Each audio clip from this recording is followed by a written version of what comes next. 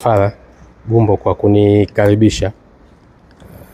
Kama walivyotangulia kusema wengine, leo msafara wetu umeongozwa na rais wetu wa klabu ya Young Africans, na itifaki nitaizingatia kwa waliobakia ili tusiendelee kutumia muda mwingi. Mechi ni mapema leo, lakini kwangu kubwa ni kutoa shukrani kwa niaba ya klabu yetu ya Young Africans kwa wasimamizi wa kituo hiki ambao mara zote tukija Zanzibar mmekuwa ndio wenyeji wetu na kutupokea katika kutupa baraka za vijana hawa. Mara nyingi wanasema dua ya watoto huwa hairudi, na ndio maana dua ilivyosomwa kwa Ali ikaenda, lakini Ali tu kidogo alikuwa hajafungua moyo wake.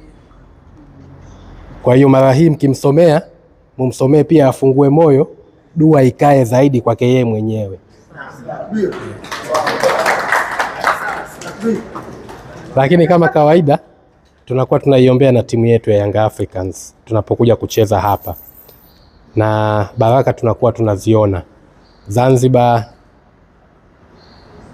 sikumbuki mara ya mwisho lini Yanga hii ikija hapa ikiwa inakosa matokeo ndani ya ardhi hii ya Zanzibar.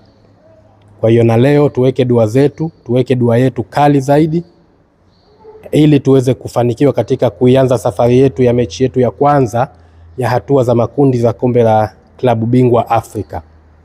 Mafanikio tutakayopata leo ndio alama itakayofungua milango mingine katika kuhakikisha tunapata mafanikio zaidi katika mashindano haya kwa msimu huu.